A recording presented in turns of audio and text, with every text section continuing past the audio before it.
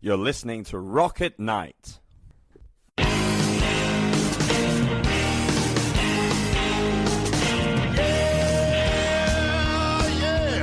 Are you ready?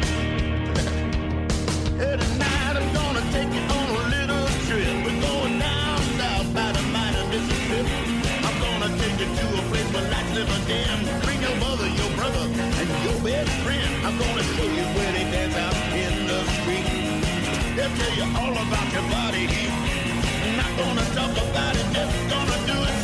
Get on down if you feel up good. Get on down. All right, this is Anita from Rocket Night, and I'm going to ask a few questions about the making of this video. Maybe you can tell us about the concept, and since it's about addiction, maybe a little something about that. Sure.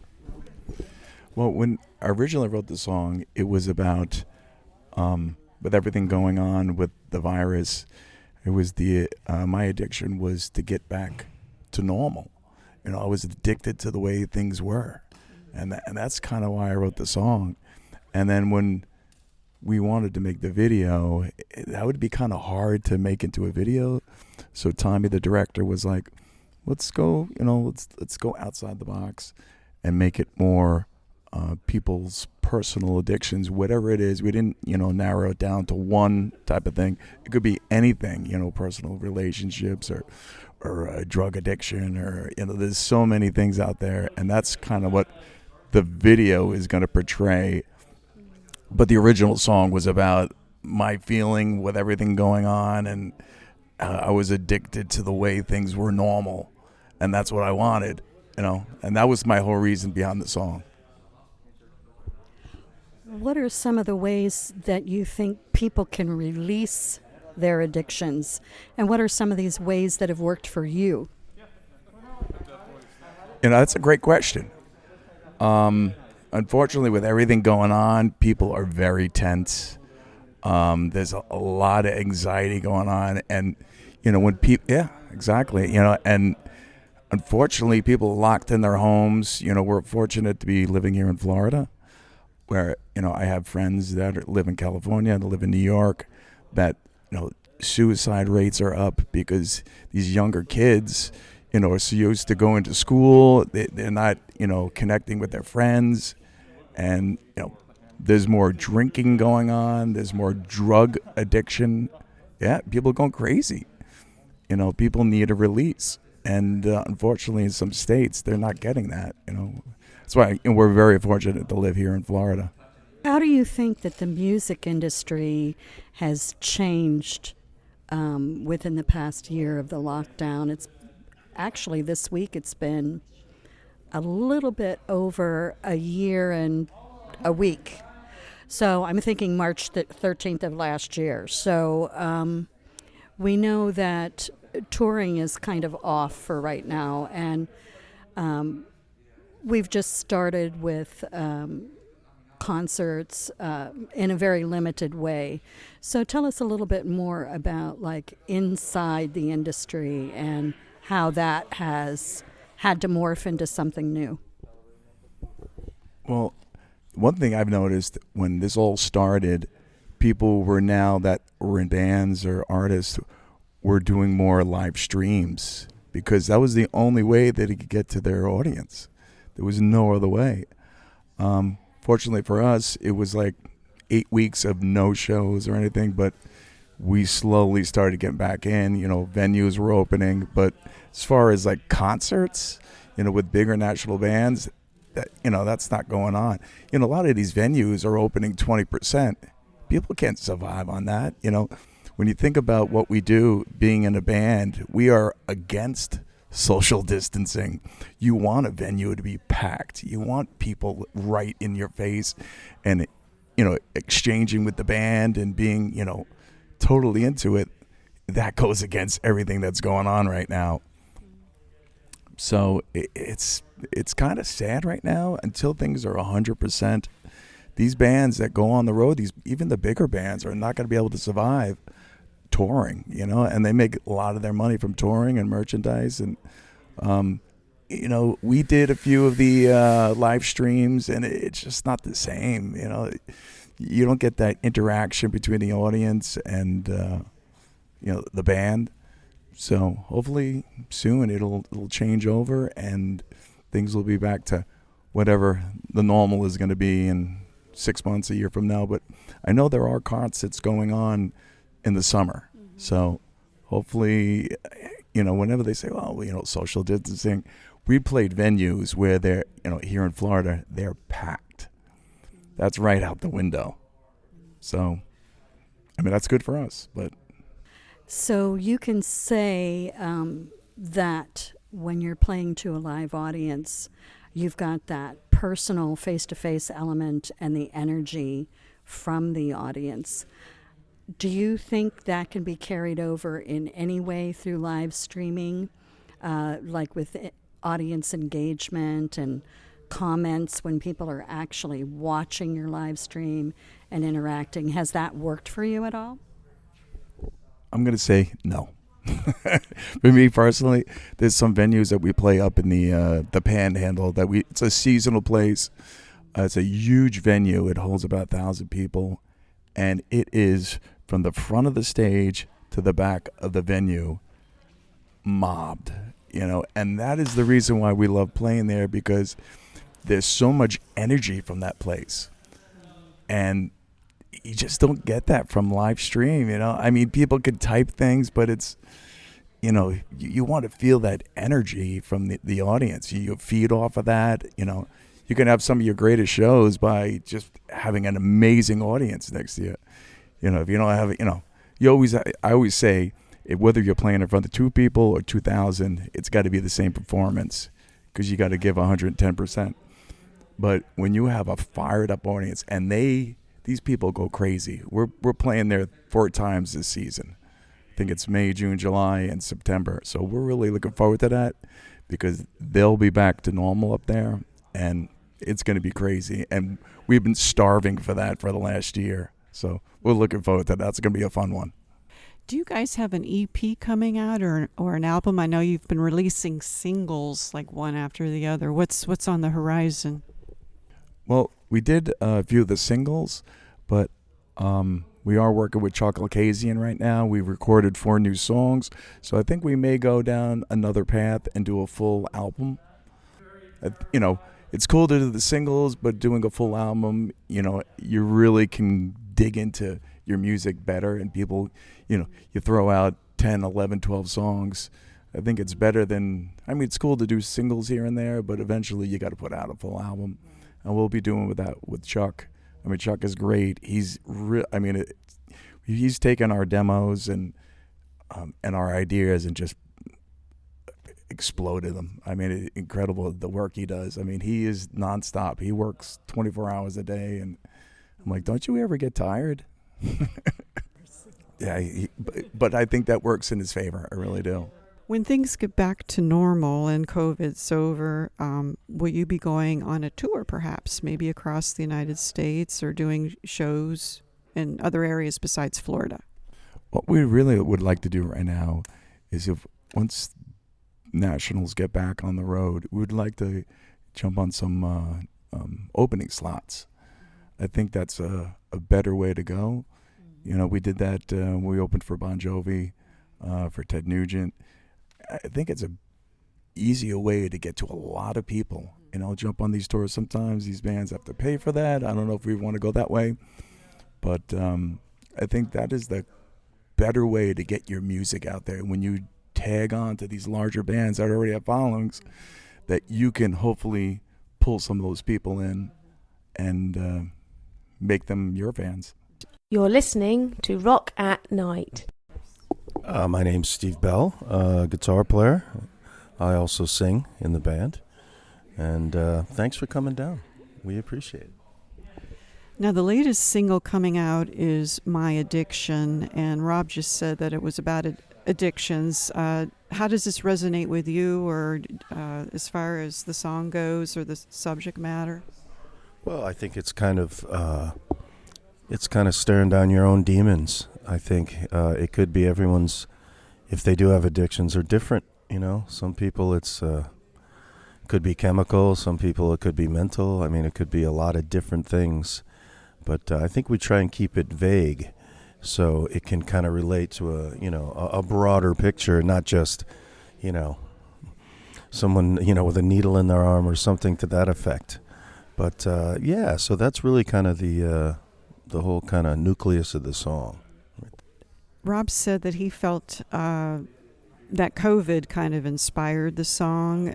What have you been doing during this whole year hiatus, in a sense? And when things get back to normal, what's on the horizon? Well, to be honest with you, as soon as the COVID hit, it felt like a sledgehammer came down on our livelihood, and it only took us a few weeks to decide to start recording in earnest. Rob had ideas, I had some ideas. We kind of put our best ideas, together. And Chuck, we involved Chuck in the whole process, and that's been fantastic. It's always great to have a, real passionate guy. He thinks he's very like-minded as well, as we are. And so that brings it to the next level. You're giving this song to somebody who really knows what to do with songs. So that's always a positive thing. And it's we're all big boys, and I think it's always the best idea that should really come to fruition. And I think we've nailed it on the last couple that we've done. My Addiction sounds very grungy, kind of, to me, kind of kind of 90s grunge or whatever. Is that because you like that kind of music? That's your background, or just turned out that way, the style of it? Well, maybe a little of both, to be honest with you. Sometimes songs kind of just write themselves. Like you just try and steer it in the right direction and kind of let it be its own. I think the last two that we've done sound, pretty much of the same vein, but it's not all we can do either. But I agree with you. It has a nice keyboard punch, heavy rock, right beat.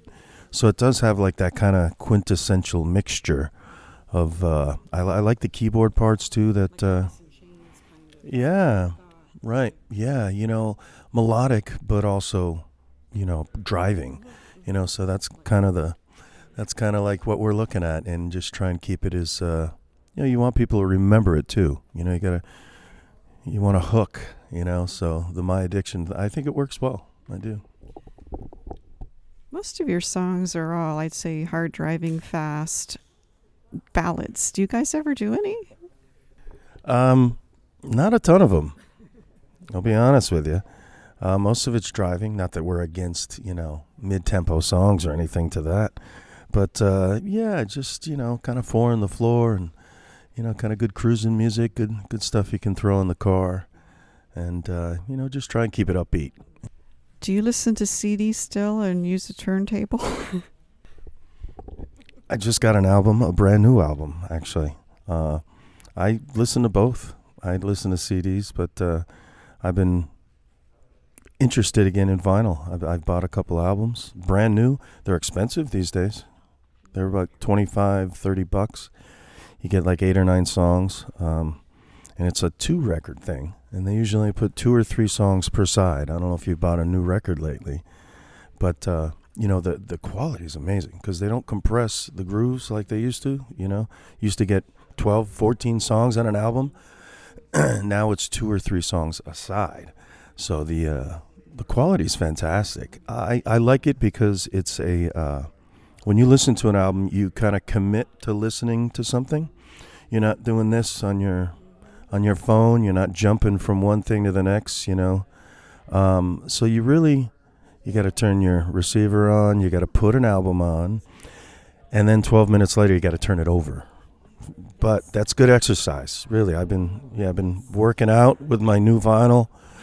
No, but it is, it's funny because, I'll be doing something. I'll be like, what happened to my music? And like, it's a record. So yeah, I enjoy it all. I still do. Yeah, I still do. The question that I have is that, along with the albums, things seem to be going kind of retro in the music industry. And while we all like that, what's your take? Yeah, magazines, print magazines.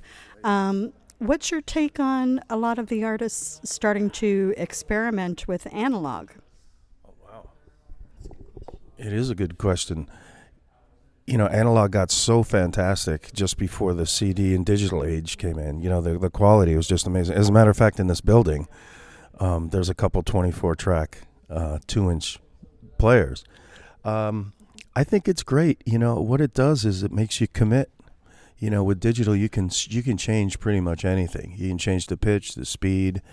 On tape, you're listening with your ears. You're not looking at a waveform, which is what Pro Tools is. You're looking at the music as opposed to seeing needles.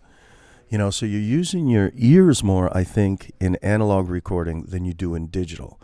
I mean, I have Pro Tools, you know. I mean, Rob has, you know, a setup as well. So everything is like you see it, and it's almost like if it doesn't line up in the computer world, there's something wrong with it. But music is elastic, and it should be. You know, that's what makes it's not on the grid. It's not 4/4 all the time. Sometimes it's a little late. Absolutely. One of the greatest drummers I know I'm aging myself here, but his name's Jim Keltner, and he did a bunch of studio sessions in the 70s and 80s, played with George Harrison and all the big guys back in the day. He's like, you don't play behind the beat, you play the back beat, which is really, to me, like sticks in my head. You know, like Ringo used to play the backbeat. It wasn't like on top. You know, you kind of relax a little bit, and that's where you're using your ears and not looking at a grid, which Pro Tools is. But there's amazing music out there today. There's still great bands. It's still out there. It's just how people go about recording it and putting it down. But, yes, I love tape. One more question along this vein. One of my favorite artists is the little Nordic singer called Aurora, and she's quite amazing, and she does her own recording, and she's really becoming international sensation. And one of the things she says is when she records, she doesn't like anything sounding cheap, and she says there's always this, you know, with the new way of recording, there's these cheap snare sounds, and she said she can't, you know, as you were addressing the drumming, she doesn't like anything cheap like that. She likes the real thing. So can you say something to that? Well, yeah, you know, it's pretty amazing. Like, you know, it's basically samples is, I think, what you're talking about. You know, what we've been able to do with, you know, you could take one of the greatest drummers' snare sound and use it, you know. I like the organic thing, you know. I think you got to use technology, not abuse it. You can use it to your advantage and try not to suck the life out of your music, you know, which some music is kind of designed like that, you know, a lot of like kind of 4 on the floor that just never seems to change, you know, but hey, you know, people like what they like. But I agree, you know, I still play my guitars into amps and, you know, microphones and stuff like that. But, you know, there is a certain quality, especially in the radio world, that you gotta kind of keep that in the back of your mind as well. You know, people want to kind of hear what they want to hear, you know, if you want to sell records. But no, I agree with you. You know, it's really good instruments. And I was talking to Chuck about this, actually, how like back in the day, there's great studio musicians everywhere. Now it's like they're so far and few between. It really is. It's like, oh, I know. We were playing the piano, and I know. We were playing guitar, and I said, hey, Chuck, you know, he was playing a bunch of stuff, and I could play a little piano. I'm not a piano player. I was like, hey, can I play your piano? He goes, no. No, but he did. He got up and let me. Yeah, you know, it was really funny because we were doing Maybe I'm Amazed, and I showed him a couple changes. He's like, that's it. I'm like, you're welcome. He didn't want to hear that. No, he's a blast. He was really great about it. He's really into the... Say your full name and the name of your company. Sure. It's Tommy Costanza, and company is Alpha Vega Productions, based here in Orlando, Florida. Been doing this now for a couple of years and specialize in music video production for you know, some national, international artists as well as local artists. Now, tell us about the concept that you came up with for My Addiction. Yeah, so My Addiction started when Rob reached out to me, and we were trying to come up with a concept for the video, I listened to the song and really kind of hit home with me personally, just because it's such a relatable song. Basically, everyone tends to have a dark cloud that follows over them, and I think when I listened to the song and I read the lyrics, I identified with that, not just for myself, but for the general, public and demographic that's going to be listening to the song. So we decided to do something that, would really showcase visually what the lyrics meant. And it had to be about transformation. That was the biggest thing, is because when you're in a situation where you're at rock bottom, there's only one way up. And that's what kind of fueled the concept behind this video, was to show somebody at their rock bottom, at their biggest low, at their most terrifying point in life, but then show how that can fuel you to transform into something greater and stronger from that. So, when will the video be officially out? You have an idea? Well, the band will officially make a date for it, and set that date, but we're kind of fast-tracked to get the video done here in the next couple of weeks. So it's really just kind of timing it with them and when they want to put a release out. But I think coupling it with coupling the single, anytime you're able to take a single and couple that with a great visual music video, it is just that much more powerful, because now I have a visual representation of the song. So it should be sooner than later. Thank you so much for your input on My Addiction. Absolutely. Thank you. Appreciate it. Thank you. You're listening to Rock at Night. The introductory song, Get On Down, is from blues artist Billy Bass Alford. Look for his music at ReverbNation.com.